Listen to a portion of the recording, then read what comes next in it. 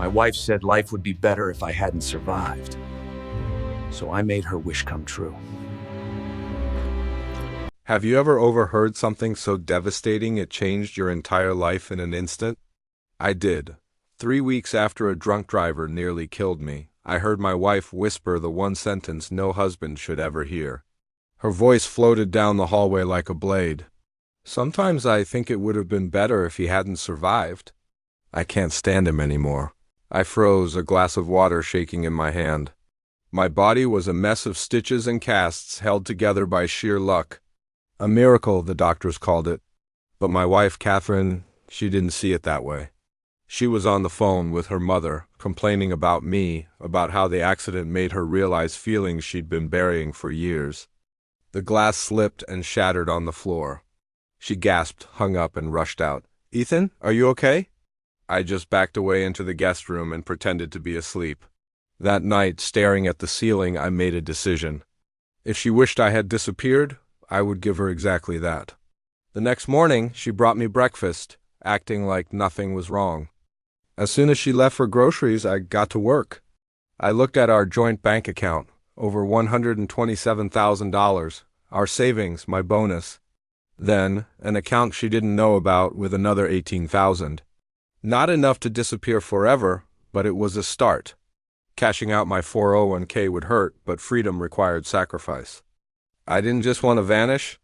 I wanted Catherine to feel the weight of losing the man she no longer appreciated. I needed a plan. That's when I remembered a story a friend told me about restoring a sailboat. It was perfect. I didn't need to disappear into thin air. I needed a boat, a sanctuary.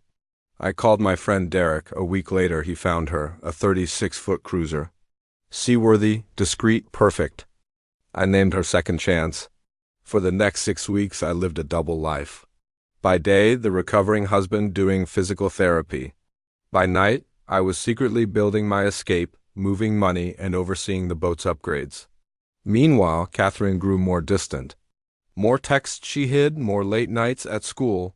Then our friends Tyler and Melissa came for dinner. They mentioned Catherine was having coffee with my coworker, Bradley, a slick, eager-to-please guy.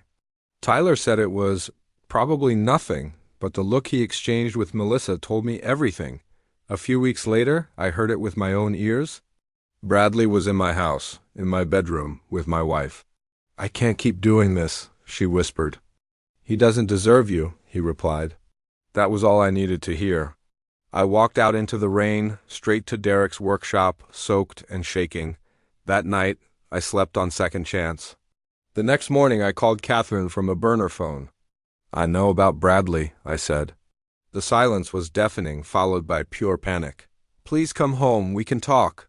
"We can fix this." "There's nothing to fix," I told her. "You wished I hadn't survived. Now you're getting what you wanted." I hung up, dropped the phone in the harbor, and vanished. I planted a life raft and beacon in North Carolina. The authorities searched but found nothing. No Ethan, no body, just a husband lost at sea.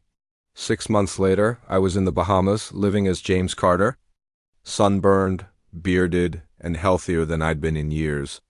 My new home, Second Chance, bobbed gently at anchor.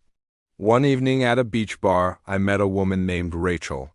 We talked for hours, and for the first time in a long, long time, I felt something close to happiness. A year after I disappeared, Derek sent one last message. Catherine had married Bradley.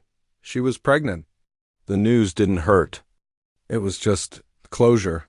"Good for them," I wrote back. "I hope they're happy," and I truly meant it.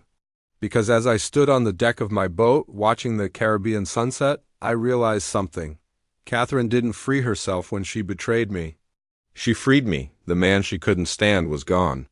And the man who replaced him stronger, calmer, and self-defined was finally living the life he deserved. I raise my glass to endings, to beginnings, and to second chances. Thank you for watching. If you've ever had a moment that changed your life, share your story in the comments.